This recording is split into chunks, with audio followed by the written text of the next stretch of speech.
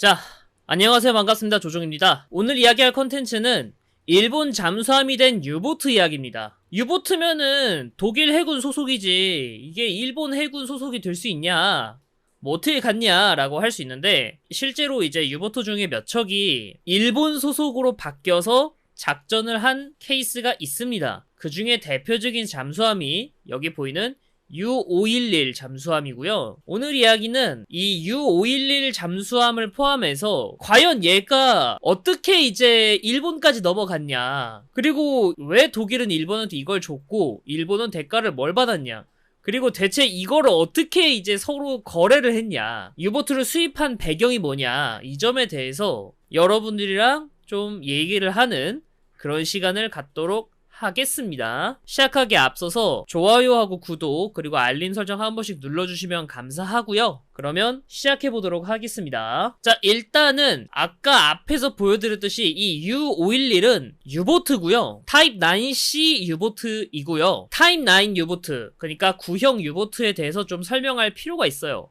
이 타입 9 유보트의 장점이 뭐냐, 장거리 대항 작전을 위한 잠수함입니다. 어느 정도로 그럼 장거리 대항까지 가냐, 대서양을 왕복할 수 있을 정도예요. 실제로 구형 유보트가 진수가 되고 난 다음에 바로 이제 대서양을 횡단해서 미국 플로리다까지도 갔습니다. 항속거리와 어뢰 탑재량이 크게 증가했고요. 그리고 높은 은밀성을 가져서 연합국도 유보트 수색이 결코 쉽지만은 않았습니다. 유보트의 공포, 약간 그런 거를 많이 설명하면 구형 유보트 많이 가져오더라고요. 어쨌든 간에 앞서 말했듯이 장거리 대항 작전과 그리고 대형화되어서 항속거리와 어뢰 탑재량이 증가했고, 그리고 은밀성도 높기 때문에 전가가 높습니다. 세컨드 해피타임이라고 해서 1942년 초에 대서양 작전에서 큰 성공을 거뒀습니다. 이 작전 이름이 오퍼레이션 드럼비트예요. 그 작전을 성공적으로 거두었습니다. 이때 라인하르트 함장이 구형 유보트를 이끌고, 제가 알기로 그때 6척일 거예요. 6척을 이끌고 가서 큰 성과를 올리기도 했습니다. 그러면 7형 유보트보다 얼마나 대형화되고 항속거리가 늘었냐? 이만큼 늘었습니다. 7형 유보트는 15,742km예요. 항속거리가. 그래가지고 대서양을 횡단할 수는 있는데 좀 빡셉니다. 그래서 대서양을 막 횡단하면서 작전하기에는 7형 유보트가 부족하기 때문에 대서양에서 이제 활발하게 작전을 하기 위해서 만든 게 9형 유보트다, 이걸 말씀드리려고 요걸 얘기한 거예요. 자, 항속거리가 길다는 게 단순히 더 멀리 가서 작전을 할 수 있다, 이것만 장점이 있는 건 아니고요. 실제로 항속거리가 길어지면 구축함 입장에서는 수색할 범위가 넓어진다는 소리예요. 마지막 유보트 탐지 지점이 여기야. 근데 얘가 항속거리가 길어. 그러면 긴 만큼 더 넓은 범위를 수색을 해야 될 거 아니야.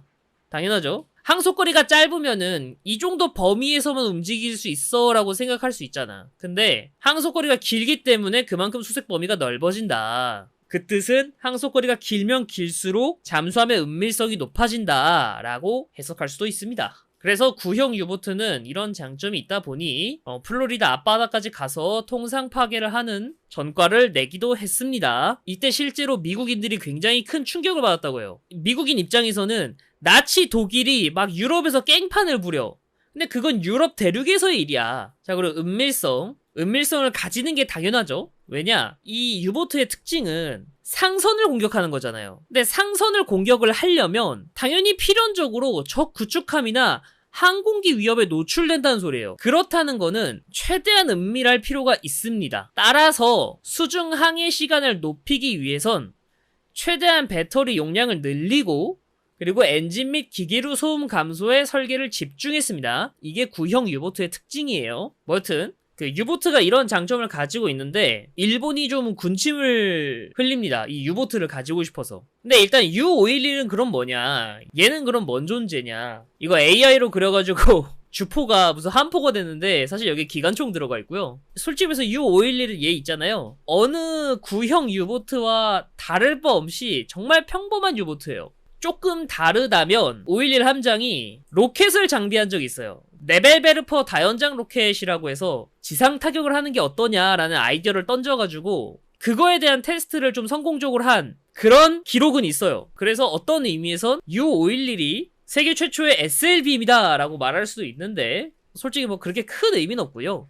그냥 그런 실험 한번 해봤다, 약간 요런 느낌이고요. 자, 그러면 독일은 이 항속거리하고 은밀성 요걸 중점적으로 왜 개발이 되었느냐? 그거는 독일 해군의 꼬라지 때문에 그래요. 독일 해군이 1차 세계대전 이후에 사실상 몰락을 해버렸어요. 잠수함들을 제대로 커버해줄 그런 해상 전력이 부족했습니다. 만약에 영국과 전쟁이 벌어진다면 거의 혼자 다녀야 했고요. 적한테 최대한 들키지 않고 적의 공격을 최대한 회피하기 위해서 은밀성을 높이는 방향으로 이제 연구가 되었습니다. 그래서 유보트의 특징을 두 마디로 좀 요약하면 항속거리와 은밀성이다. 이렇게 생각할 수 있고요.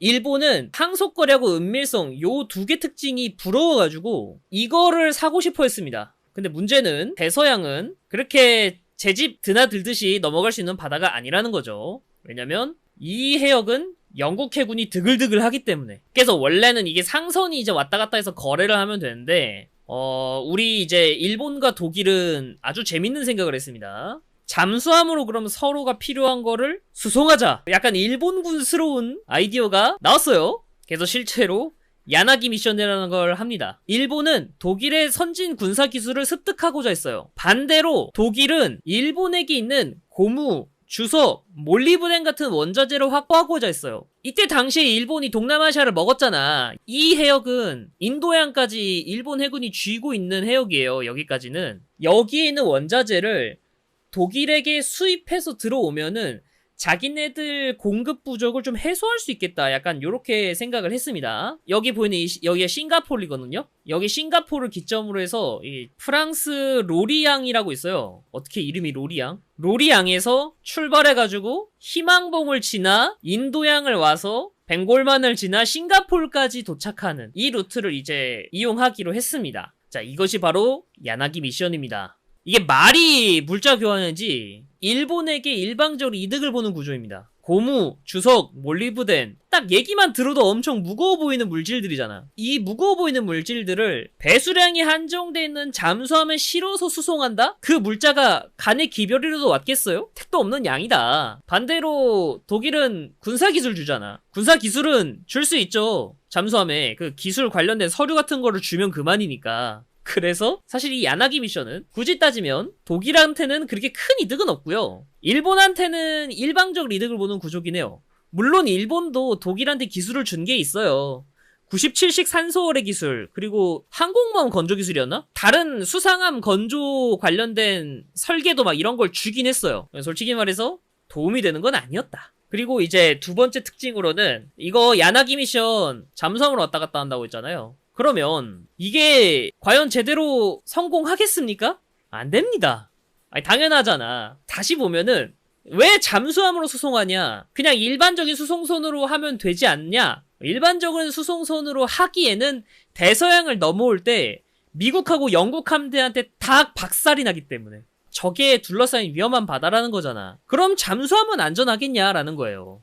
안전하지 않습니다, 당연히. 그래서 당연하지만 야나기 임무는 매우 위험한 임무였고요. 대부분 실패했고 성공한 사례가 몇 개 안 됐습니다. 제가 알기로 일본에서 독일로, 독일에서 일본으로 왔다 갔다 교류한 게 6회 정도 되는데 그 중에 딱 2번만 성공하고 다 실패했대요. 첫 번째로 성공한 게 독일이 관련 기술을 주잖아요. 그러면 거기에 대한 돈을 받아야 될 거 아니야. 그 돈을 금괴로 받았대. 일본이 싱가포르로 금괴를 전달을 했고 그 금괴를 독일 유보트에 이제 적재하고 싱가포르에서 독일로 갔대. 요 임무 한번 성공했고요. 그리고 두 번째가 요 511이 안전하게 싱가포르로 갔고 싱가포르에서 구례로 간 거. 이거 딱 2개밖에 없더라고요. 그리고 여기 보이는 이거는 E30이 일본에서 로리앙으로 실제로 이제 원자재나 몇 개의 도면 기술 관련된 걸 자료를 주고 그랬답니다. 안타깝게도 로리앙에 도착한 일본의 I-30은 일본으로 귀환 도중 침몰합니다. 이거 어디서 침몰했는지를 봤거든요. 그러니까 여기 로리앙에서 출발해가지고 쭉 내려오다가 여기서 이쯤에서 침몰을 해버렸다 이겁니다. 여튼 이 511은 그 몇 개 안 되는 선공 사례 중 하나입니다. 이 미션 자체가 지들이 생각했을 때도 굉장히 어렵고 실패할 난이도가 높다고 생각해서 그런지 몰라도 U511이 싱가포르에 도착하고 난 다음에 이렇게 환대했대요. 이 짤을 한 번쯤은 보셨을 겁니다. 싱가포르에서 서로 환대하는 일본과 독일. 뭐 여튼 U511은 일본으로 넘어오자마자 이제 U511에서 로 500으로 이름이 변경된 이 잠수함은 일본이 이리저리 뜯어보면서 자신들에게 없는 기술을 습득하였다고 합니다. 특히 이제 얘가 은밀성이 좋다 보니까 일본 내해에서 대잠전 훈련으로 많이 이용했다고 합니다. 얘를. 그러면 얘를 통해서 어떤 배가 만들어졌냐. 실제로 이 201급하고 하 201급이 만들어졌습니다. U51을 통해서 습득한 기술 중에서 대표적인 게 두 가지가 있는데 첫 번째로는 용접 기술이고요. 나머지 하나는 방진 대책입니다. 일본은 예전부터 전함을 리벳 접합식으로 사용을 했다. 뭐 이렇게 얘기를 하잖아. 근데 그 리벳 접합이 아니라 전기 용접을 사용했다. 이겁니다. 그래가지고 조금 더 이제 수압에도 견디는 튼튼한 선체 구조를 만들 수 있었다고 하고, 그리고 여기는 안 적었는데 이중 복각식 선체를 이 200이라고 하 201에 사용했다고 하죠. 다만 이제 방진 대책도 좀 세우려고 했었는데 제가 알기로는 이 방진 대책 관련해서는 흔히 말하는 그 유보트 수준의 저소음은 달성하지 못했다고 합니다. 그래서 개장하면서 이름과 국적이 바뀌는 걸 고증한 거라고 할 수 있어요. 그러면 일본의 잠수함 기술력이 떨어져가지고 유보트를 도입해가지고 잠수함을 만들었냐? 라고 하면 그건 아닙니다. 이 설명을 하기 전에 일본 해군의 기본적인 전술에 대해서 알아야 돼요. 일본 해군은 점각 요격 작전이 기본입니다. 점각 요격 작전이라는 건 뭐냐? 적 주력함이 진입을 해요. 그러면 선두에 구축함하고 경순양함 그리고 잠수함이 가가지고 적 주력함의 전력을 깝니다. 그리고 난 다음 두 번째, 지상기지에서 발전한 항공기, 그리고 항공모함에서 항공기 공격을 통해가지고 또 적 주력함을 좀 깎습니다. 그리고 마지막으로 적 주력함이 충분히 지금 감소했잖아요. 그러면 이제 드디어 우리 주력함과 맞붙어가지고 싸워서 승리한다. 요런 개념인 거예요. 자, 이 전술에 근거하면 일본 잠수함들은 아군 항공기가 커버해주는 범위에 있습니다. 이 중요한 부분이에요. 왜냐면 점각 요격 자체가 잠수함하고 이제 수레전대가 공격을 하고 남은 걸 공격한다는 소리잖아. 그럼 얘네들을 커버를 해줘야 되잖아요. 그러면 당연히 여기까지 항공모함의 항공 지원이 간다라는 게 전제입니다. 자, 그러면 일본 잠수함 입장에서는 아군 항공기가 커버를 해줘. 은밀성보다는 수상항해 중심의 장거리 항속, 그리고 강력한 무장, 그리고 정찰 능력이 중요했습니다. 정찰을 해야 얘들이 어디 있는지 알고 어디 있는지 알아야 내가 최적의 공격 위치를 잡을 수 있잖아요. 그 사례가 이거예요. 와스프하고 노스캐롤라이나가 돌아갈 때 E-19 잠수함에 걸려가지고 둘 다 피탄이 되었습니다. 올해. 이때 와스프는 침몰했죠. 노스캐롤라이나는 살아남았고 결론은 이거예요. 그래서 일본은 앞에 말한 점각 요격 작전에 기반해서 잠수함 전력이 만들어졌기 때문에 순양 잠수함이라는 컨셉으로 만들었습니다. 넓은 바다를 순양한다. 그래서 순양 잠수함이고요. 유보트도 굳이 따지면 가잠함의 개념이지만 얘는 진짜 더 가잠함입니다. 유보트는 그래도 잠수를 해서 물 속에서 작전을 하는 거를 중점적으로 맞췄지만은 얘는 정말 필요할 때 잠깐 잠수한다라는 개념이에요. 그러니까 잠수 능력보다는 수중항해 능력이 훨씬 더 중요해요. 당연히 배수량도 유보트에 비해서 훨씬 커질 수도 있어요. 이 400이 수중 배수량이 6,000톤이나 되거든? 잠수 항모입니다, 얘가. 우리가 지금 보기에는 굉장히 기이한 잠수 항모 아이디어도 이런 배경에서 나온 겁니다. 다만 문제는 이게 42년까지예요. 이게 43년부터는 슬슬 이제 제공권을 잃기 시작하거든요. 제공권을 잃기 시작한다는 거는 아까 말했던 점각 요격 작전의 기본적인 틀이 무너진다는 소리잖아요. 그럼 뭐랑 비슷해지냐? 독일이랑 비슷해집니다. 아군의 지원 없이 최대한 살아남아야 되는 그런 상황이 벌어집니다. 그래서 유보트를 일본이 수입한 거예요. 43년부터 일본도 독일과 마찬가지로 잠수함의 위협에 시달리다 보니까 독일 유보트 같은 컨셉의 잠수함을 배울 필요가 있었기 때문에 그래가지고 앞에서 말씀드린 이 야나기 미션 있잖아요. 이 야나기 미션을 보고 일본이 잠수함 기술이 떨어져가지고 독일한테서 잠수함 기술을 받아온 거다 이렇게 말하기는 조금 어폐가 있어요. 이 일화에 관련돼서는 두 나라가 다른 잠수함을 건조했을 뿐 이 일화를 통해서 일본의 잠수함 기술을 낮다고 평가하기엔 사실 어렵습니다. 이 일화에서 알 수 있는 건 첫 번째, 제해권을 잃으면 죽도밥도 안 된다. 두 번째, 제공권 잃어도 죽도밥도 안 된다. 애초에 이 미션 자체가 실효성이 거의 없다라고 생각해도 저는 맞다고 생각해요. 여튼 오늘 이야기는 여기까지입니다. 재밌게 보셨다면 좋아요하고 구독 그리고 알림 설정 한 번씩 눌러주시면 감사하겠습니다. 다음에는 더 재밌는 컨텐츠로 여러분에게 찾아뵙도록 할게요. 감사합니다. 안녕. 끝.